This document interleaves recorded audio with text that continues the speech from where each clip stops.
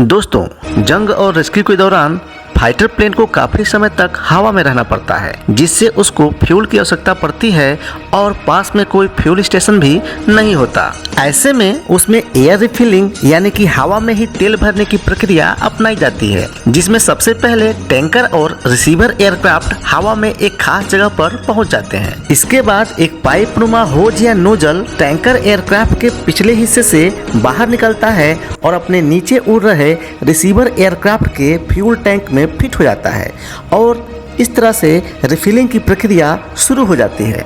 दिखने में आसान लगने वाली यह प्रक्रिया वास्तव में बहुत जटिल होती है और इसके लिए स्पेशल ट्रेनिंग की आवश्यकता पड़ती है।